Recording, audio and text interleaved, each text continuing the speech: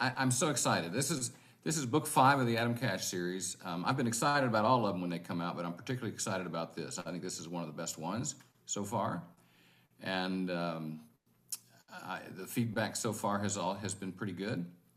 Um, and I've already started work on book 6. So again, thanks for coming to talk about this one. We are so excited to host this launch party as an impact activator, the initiative that Valerie and I started last year.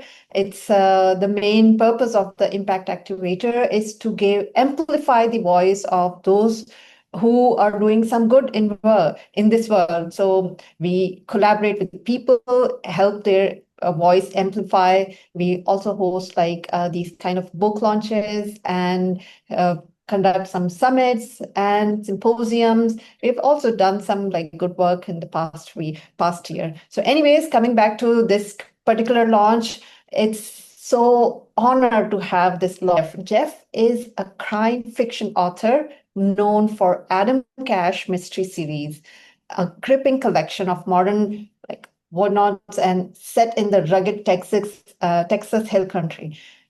Drawing on his deep love for regions, sprawling landscapes, and complex communities, he creates atmospheric mysteries with sharp dialogue, richly drawn character. His protagonist, Adam Cash, a sharp-witted sheriff's deputy, navigates the murky water of shocking crimes and small towns' secrets with courage, with tenacity. Kerr's Texas route injects real-world authenticity into his thrilling stories, keeping his reader up way past their bedtime. I had the chance to read his book also, and it is so gripping. I really enjoyed it. Although it's a bit of not kind of my style, but I was glued to it. It kept me going. Then, it's kind of, asking me, oh, what's going to happen next? So I love that. And I really enjoyed it. I'm really going to read some of his previous work as well. So yeah, Valerie, over to you. Thanks so much, Ambreen. And I just wanted to say how honored I am to be able to talk at this launch party for Jeff. Jeff and I go way back. I met him back in 2009. Love the thought-provoking crime fiction. It's interesting and entertaining dialogue. In particular, I remember when I first came to Austin, he wanted to take me out to restaurants and to see Texas, or to have Texas tacos, to have enchiladas. And I noticed Adam Cash in the series does a lot of that. There's a lot of talk with that. So that's so fun. And really directly, I feel like part of Jeff's personality, which was so fun to read about. And I also really enjoyed the history kind of throughout it, the interesting dialogue. Austin, Texas, then and now. He signed this for me when I first met him. It really instilled so much in me of I can be a writer too, maybe someday. If this person who's just so amazingly welcomed me with open arms to Texas can do this, so can I someday. And so without further ado, I have Jeff talk with y'all and share more about his incredible book. Well, Valerie, thank you. And thank you, Ambreen. It's funny that you mentioned the food in the books because I was invited not long ago to a book club, about 10 women. And the host had gone through the book, and this was book 1, Blunt Force Trauma. And every time Cash mentioned food or enjoyed something that he liked to eat, she made a note of it, and she served all that stuff at that book club meeting. And we all left about 10 pounds heavier, I have to say. So The Voice Thief, I got the idea for this a few months, almost a year ago now. I was listening to a podcast by a fellow named James Blatch, who I've listened to a lot and who I've learned a lot from. And they were talking about voice cloning. And this is with us now, where you just need a minute or two of somebody's voice and then run it through the software, and you can get it to say anything you want in that person's voice. And James's comment was, it won't be long before somebody writes a crime fiction novel based on voice cloning. And I thought, yeah, I'm gonna try to do that before anybody else. So that's where the idea came from.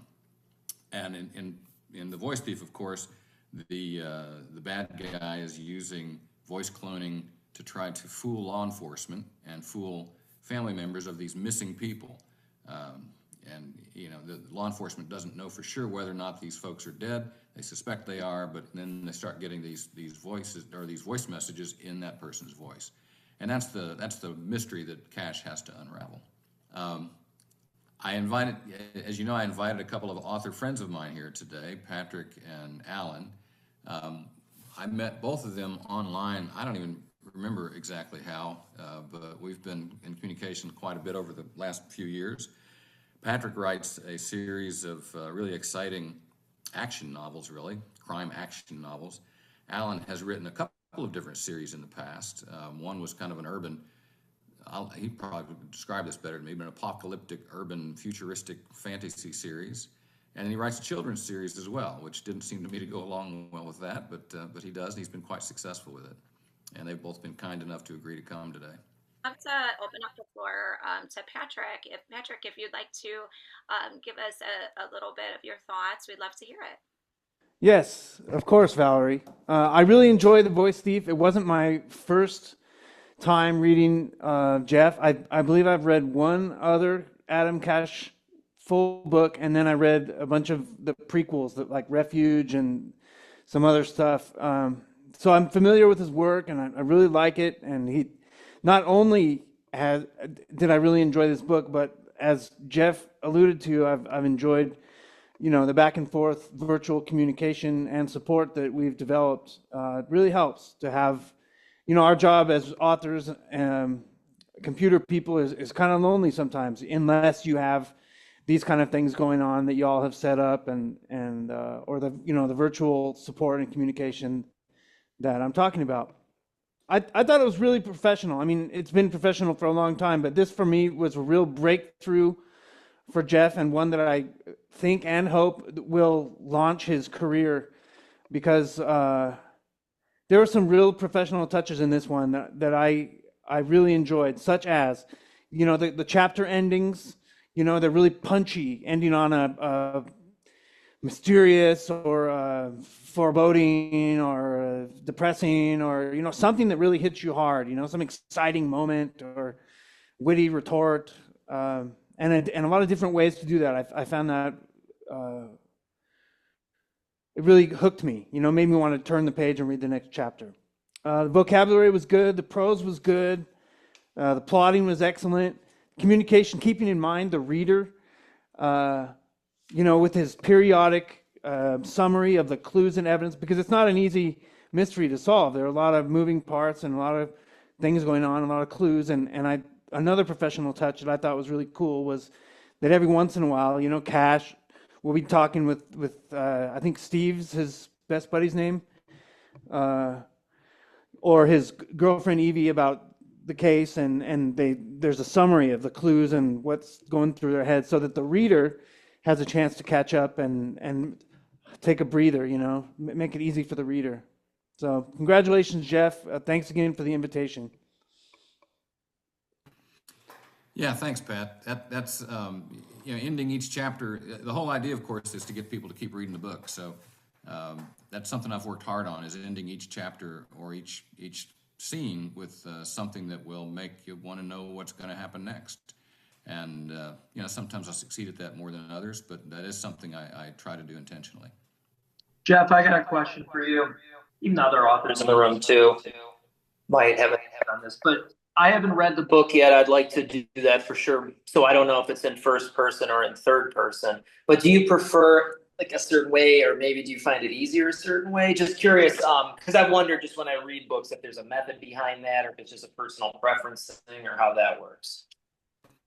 Yeah, that's a great question. I guess if I had to pick one, I tend to lean towards third person, which is what the Adam Cash series is written in.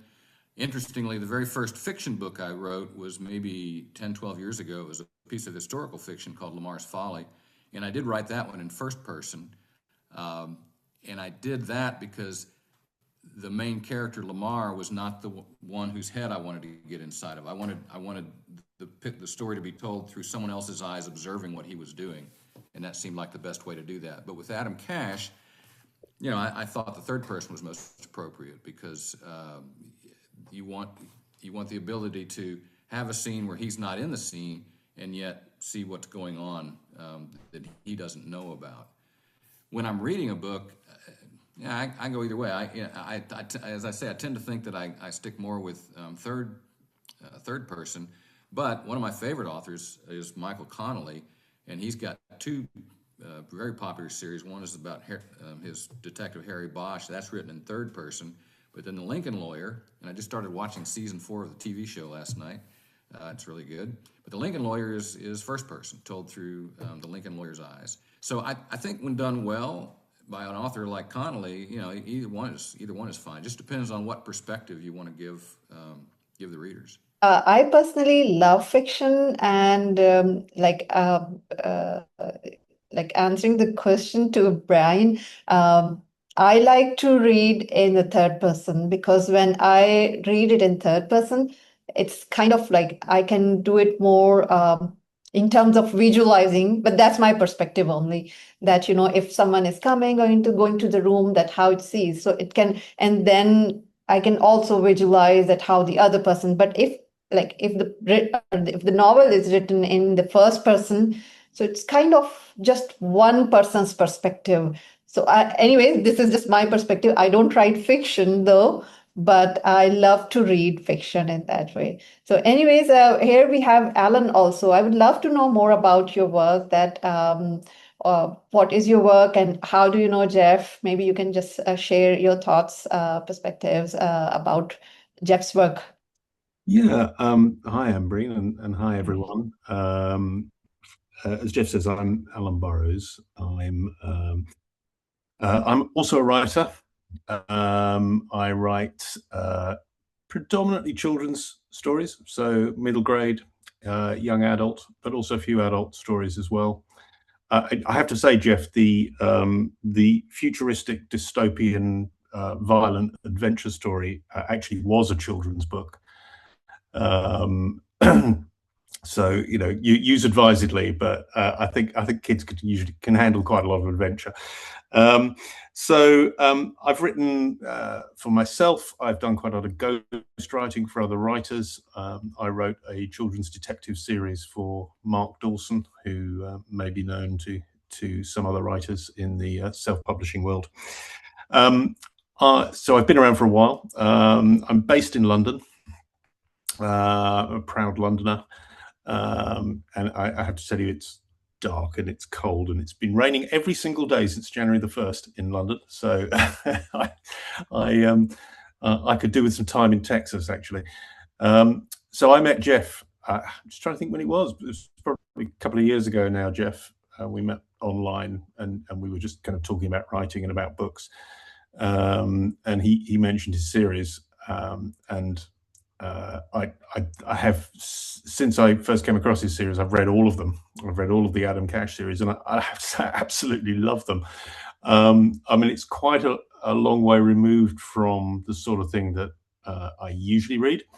I tend to read a lot of science fiction, adventure stories. I like classics, but I also like historical novels about the Old West.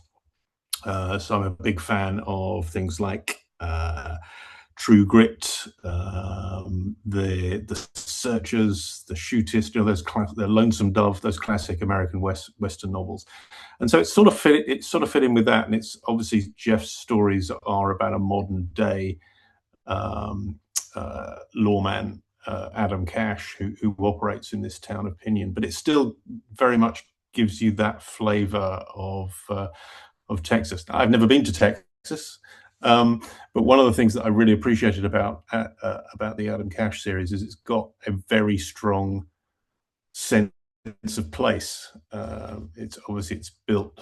The whole story world is built in and around places that Jeff lives and knows and loves, and that comes across very strongly in the book. So I do get a strong sense when I read the Adam Cash series that I have been there. That I know how this place operates. I know what it's like, what the scenery is like, what the people are like, what the culture is like, and at the end of the day, that's exactly what we read books for. So, yeah, I really love it, and I'm hooked on them.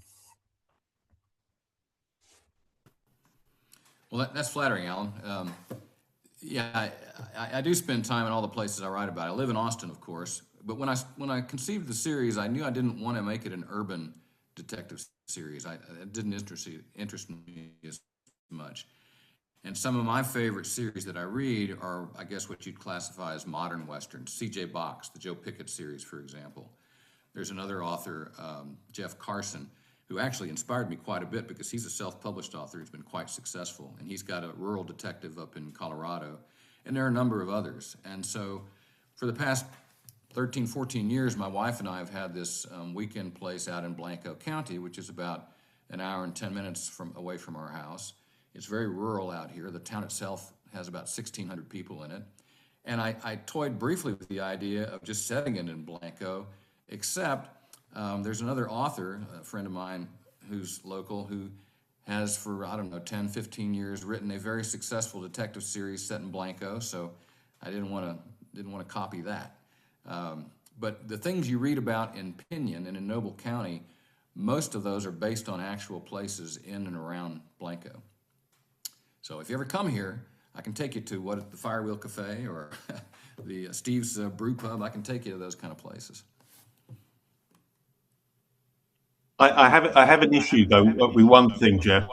We talked about food, and one of the things that comes across in the book is pretty much every bit of downtime that Adam Cash has, he's drinking chocolate milk, or he's drinking Mexican Coke, or he's eating burgers, or he's eating donuts, and he has the body of an athlete.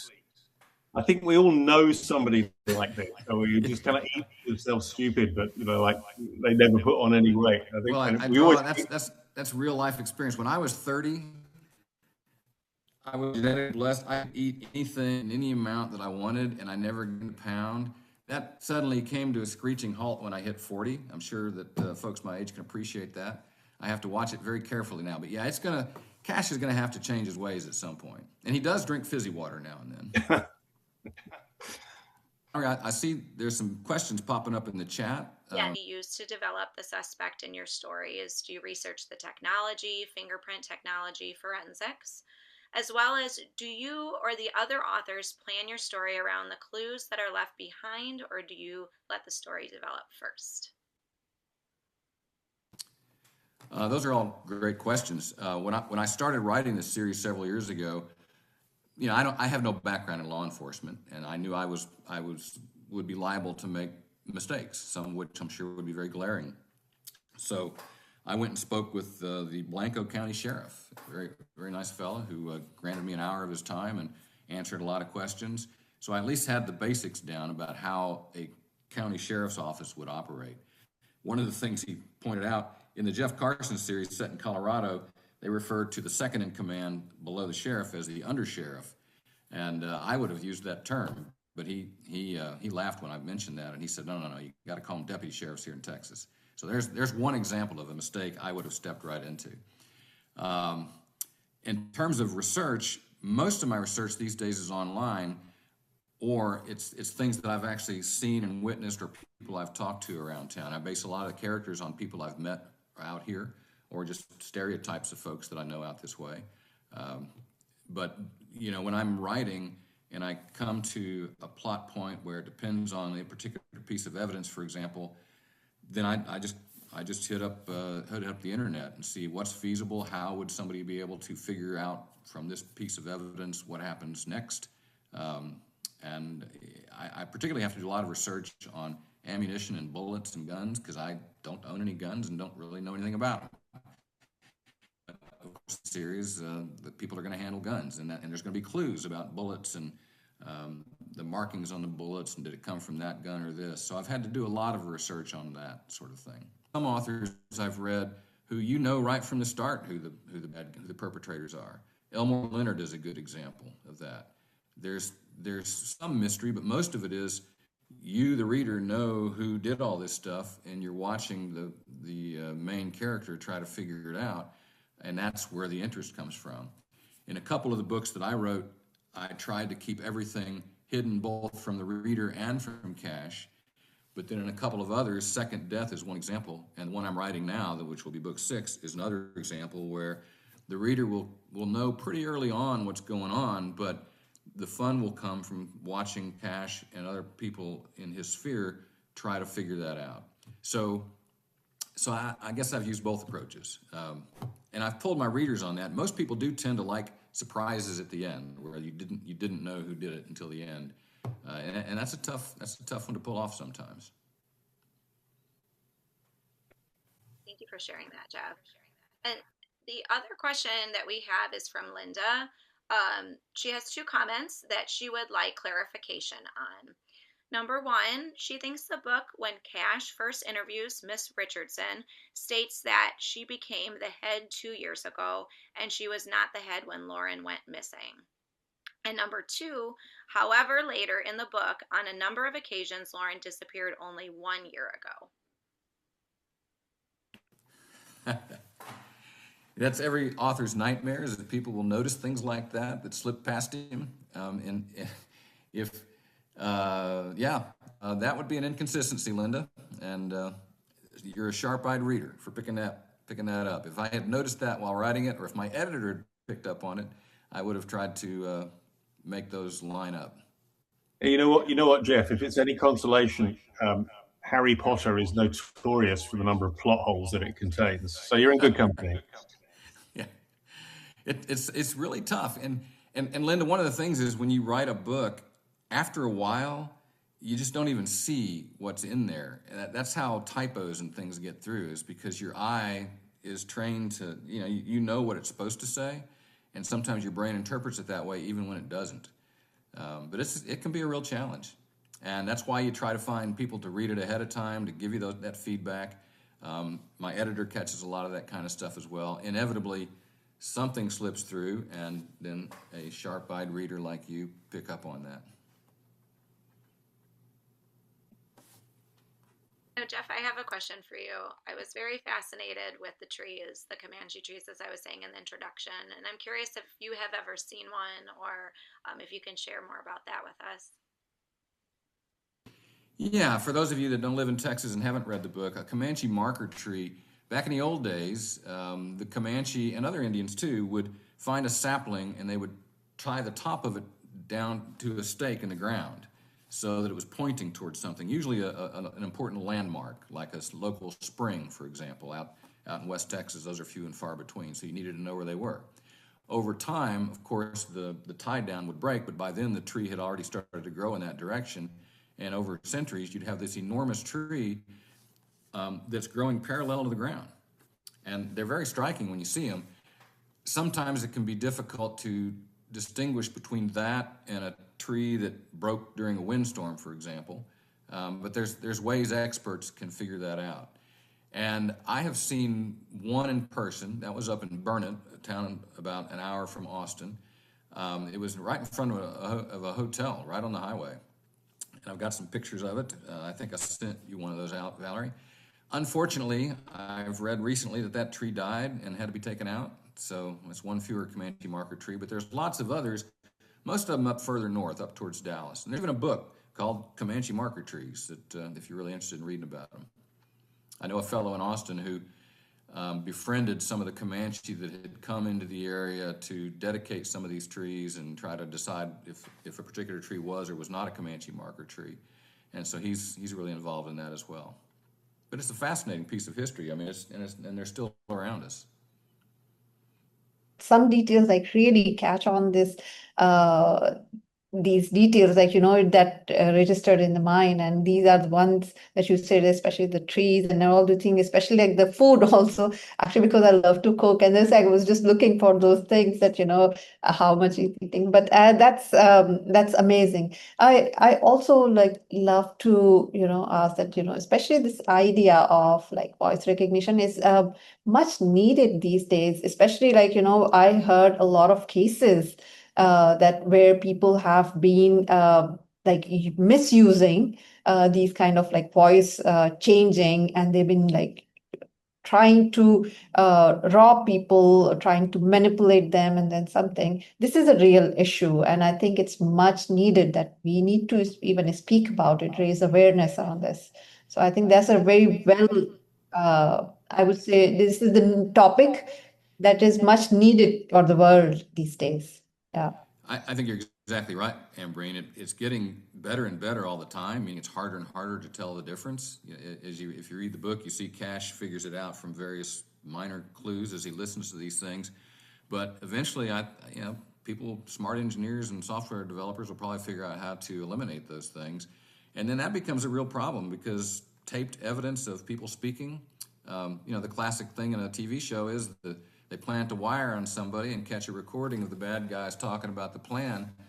Well, how can you use that when there's perfect voice cloning, that people could fake these things? So it's I see that it's going to be a real problem for law enforcement to deal with. I've got another question I was thinking of, and Alan might want to chime in too, because you were saying that you're big into London. And Jeff, you, with what you're saying, it seems like a big part of your writing is to really capture the essence of the geography. So is there any other, you were given, I was going to ask too, but you already answered the question I was thinking of with it was if there's things you do to like make it feel like you're there, like you say, you use restaurants or maybe someone you know. But pretty much my question is, are there any authors where you're really surprised that they really do a good job of capturing like the West or Texas, or it makes you really feel there? Or same with you, Alan, are there any, because I know there's a lot of books that would be set in London where it's like, wow, this really feels kind of like you're in the environment. Like they seem to go above and beyond of capturing that atmosphere. I think a lot of authors do a really good job with that. I think what stands out more is when you're reading somebody that didn't really do their research. I remember reading a crime fiction book a few years ago, and it was a good book. I really enjoyed the story, but right in the first paragraph, this fellow, the protagonist, was a neurologist, and he'd gone to medical school at Baylor, which is in Houston, but Baylor University is in Waco. And all throughout the book, he kept referring to his time in Waco. So, and I knew that's false. You could have fixed that with a quick internet search. And that's one of the reasons I think it's important for me to write about places I've been and places I know, rather than set a book, say, in New York City or even London or someplace like that, because I know I would inevitably get things wrong. Alan, is that your books are set in London, the ones I've read? Yeah, well, they are set partly in London. So I have written a lot about one of my first novels is a futuristic novel set in London after a post-apocalyptic flooding. So it's London, but under about 80 feet of water.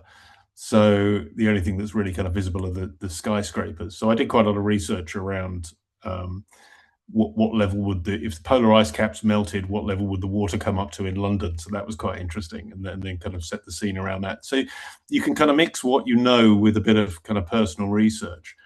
But I've also written novels set in Siberia, in Antarctica, and in the jungles of Venezuela, and I could have done a lot of that research online, and I did do a lot of that research online, but I've often felt that there's no substitute for going to a place if you can. So I have actually been to all of those places, and to have a kind of look and get a feel for the places that I was writing about. And I think with to go back to Brian's questions, what are the sort of things that you get from doing that you don't necessarily get from being online? Somebody told me quite a long time ago that if you really want to evoke a sense of place, talk about things other than what something looks like. Writers will quite often describe a scene in terms of what it looks like. But some of the most evocative writing will describe what a place smells like. The smells of a baker shop or a bar or a street, or those things can be very evocative. Also describing sounds, getting a sense of the light of somewhere, picking up a lot of details that you wouldn't necessarily pick up if you just kind of read about something online, about how something works, how somebody talks, what their accent is like, how they stand, what they wear. These are sort of things that you get much more of a sense of, I think, if you've actually been somewhere and spent some time in a place. And it shows, I think. I mean, you can certainly see in Jeff's books, I think, that this is a place he loves and it's a place he knows well, because it just jumps out of the pages. But I think you can do research online, but I think there's also no substitute for going to a place as well if you can. Nice. That makes sense. There was a book I read once that I thought it really kind of felt like you were there, and it reminded me of what you just said, Alan, with the smell of it. It wasn't the smell, but it was a book set in 1958, and in the scene there was a little girl on a tricycle going by, and they just said, like, really casually, like, they said the girl was singing or like repeating "Big Bang, I saw the whole gang," and either you know what that means or it's just a kid saying kid stuff. But what that is that's a lyric from Bobby Darin's song "Splish Splash" from 1958. So that would have been like something a kid maybe would have been singing in that era, and it made it feel like you were more there. One of my favorite authors is Neil Gaiman.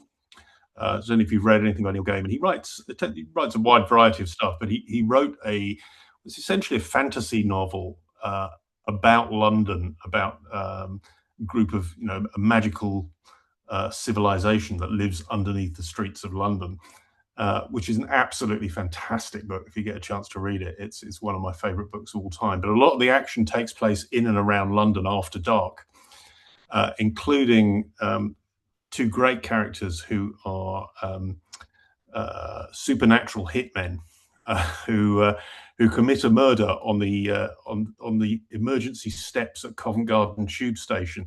Now, I know the emergency steps at Covent Garden Tube Station because I've walked up and down them many, many times, and there's this kind of grisly supernatural murder happening right on those steps, and it felt great. So as a Londoner, I absolutely love that story, and I love that particular scene as well. Only read American Gods by Neil Gaiman, and you'll be disappointed. I've been within a few miles of that carousel place. If you've read the book, it's called The House on the Rock, which was it was some sort of a portal to the other world, but I didn't make it in there. I should have went in to be like, here it is, to do it, but I didn't get a chance to go. At some point I'll have to check out that carousel. I don't know if you've ever seen that, but No. I like to see stuff. So it's a shame that I was so close and I missed it, but it was making me think of that when you mentioned that. Yeah. So it's that sort of grounding, the fictional and the real, and blending those two things together can really bring a book to life, I think, for me. That's really interesting, Alan. And and also, well, Patrick, do you have any thoughts on that as well? Because I know you also have written some books, or anyone else who wants to chime in who have written books. Like, any thoughts on, like, with location or? I agree with what Alan said about the smells, using all the senses, creating a multi-sensory experience for the reader, not just the visual. I do that in my books. They're all set in San Diego, where I lived for 10 years, and I really miss that place. It's right on the beach. San Diego, California is Southern California, right on the border between Tijuana, which is the northernmost city of Mexico in that area, and and San Diego's crossing the border, to the United States. And one of the things that I love most about that is the beach and the sunset, and I really try to put those in my books. I have some questions here for Jeff while I've got the microphone. So we talked about Mexican Coke, and I know one thing that you like, Jeff, is migas. So Adam Cash eats migas, right? Yeah, I love migas. What about chocolate milk? Are you a chocolate milk guy? Well, who doesn't like chocolate milk? No, but I mean, do you like it like all the time? Do you drink it a lot? I don't drink it much anymore. Back in the days when I didn't have to worry about weight gain, I drank a ton of it, I'm sure. But yeah, nowadays I have to restrict myself. Linda says, "What is migas?" Yeah. Linda is asking, "What is migas?" Oh, migas. Migas are it's a breakfast dish made with eggs, tortilla chips that are hard, and whatever else you can find. I had a friend who lived in Puerto Rico for a while. He said that migas is a word that means whatever you have left over in the refrigerator. And it's kind of true, but typically it has some cumin in it, some other spices, onions, whatever else you like in there, but plenty of cheese on top. It's absolutely delicious. Interestingly, the best migas I've ever had in my life was at the Texas Chili Parlor in Austin. You wouldn't expect that, but they were really good. And when I come out, when my wife and I are out here in Blanco, we'll often make migas for ourselves on Saturday or Sunday morning as a treat. Okay, and then I've got some other questions more about the text. What was the hardest part about writing The Voice Thief, and also what was the most fun aspect?